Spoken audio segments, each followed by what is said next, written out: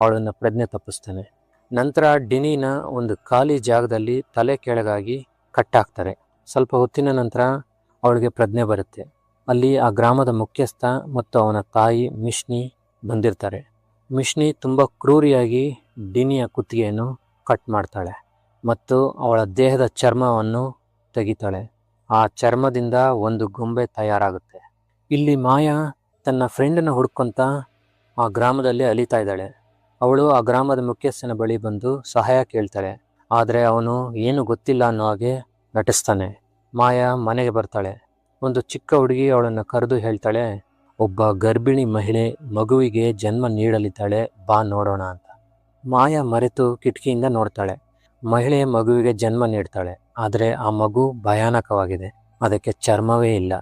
ಮಗುವಿನ ತಂದೆ ಅಳ್ತಾ ಇರ್ತಾನೆ ಮತ್ತು ಅದೇ ಗ್ರಾಮದ ಮುಖ್ಯಸ್ಥ ಆ ಮಗುವನ್ನ ನೀರಿನಲ್ಲಿ ಮುಳುಗಿಸಿ ಕೊಲ್ತಾನೆ. ಮಾಯಾ ಇದನ್ನೆಲ್ಲ ನೋಡಿ ಬೆಚ್ಚಿ ಬೀಳ್ತಾಳೆ. ಒಂದು ಸಣ್ಣ ಶಬ್ದ ಮಾಯಾ ಮಾಡಿದ್ದನ್ನ ಅಲ್ಲಿರೋರೆಲ್ಲರೂ ನೋಡ್ತಾರೆ. ಅಲ್ಲಿ ರಾತಿ ಅನ್ನೋಳು ಮಾಯಾಳನ್ನ ಕಾಪಾಡ್ತಾಳೆ. ರಾತಿ ಮಾಯಾಳನ್ನ ತನ್ನ ಮನೆಗೆ ಕರ್ಕೊಂಡೋಗ್ತಾಳೆ ಮತ್ತು ಹೇಳ್ತಾಳೆ, ಈ ಗ್ರಾಮ ಸಂಪೂರ್ಣ ಶಾಪಗ್ರಸ್ತವಾಗಿದೆ. ಇಲ್ಲಿ 20 ವರ್ಷಗಳಿಂದ ಯಾವುದೇ ಮಗು ಬದುಕಿಲ್ಲ. ಮಾಯಾ ಕೇಳ್ತಾಳೆ, ಆದರೆ ನಾನು 3 ಚಿಕ್ಕ ಹುಡುಗಿಯರ ಆತ್ಮಗಳನ್ನು ನೋಡಿದ್ದೇನೆ ಅಂತ. ರಾತಿ ಹೇಳ್ತಾಳೆ, ಅದು ಸಾಧ್ಯವೇ ಇಲ್ಲ, ಎಲ್ಲ ಮಕ್ಕಳು ಸತ್ತಿದ್ದಾರೆ ಅಂತ. ರಾತಿ ನಂತರ ಒಂದು ಭಯಾನಕ ಸತ್ಯ ಹೇಳ್ತಾಳೆ. ಮಾಯಾಳ ಅಜ್ಜ ಒಬ್ಬ ಶ್ರೀಮಂತ ವ್ಯಕ್ತಿ. ಅವನ ಮಗ ಡಾನ್ ವಾಂಗ್ಸು ಈ ಗ್ರಾಮದ ನಾಯಕನಾಗಿದ್ದ. ಮಿಷ್ನಿ ಅಂದು ಅವನ ಮನೆಯಲ್ಲಿ ಕೆಲಸ ಮಾಡ್ತಾ ಇರ್ತಾಳೆ.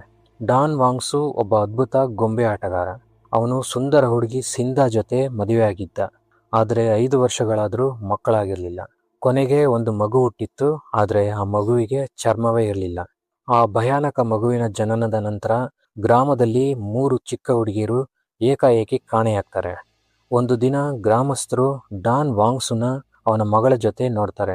ಆ ಹುಡುಗಿ ಸಂಪೂರ್ಣ ಆರೋಗ್ಯವಾಗಿರ್ತಾಳೆ. ಹಾಗಿದ್ರೆ ಅವನು ಅವಳನ್ನ ಏಕೆ ಬಚ್ಚಿಟ್ಟಿದ್ದ? ಈ ಪ್ರಶ್ನೆ ಗ್ರಾಮದಲ್ಲಿ ಹರಡುತ್ತೆ. ಇದನ್ನು ಉಪಯೋಗಿಸ್ಕೊಂಡು ಆ ಗ್ರಾಮ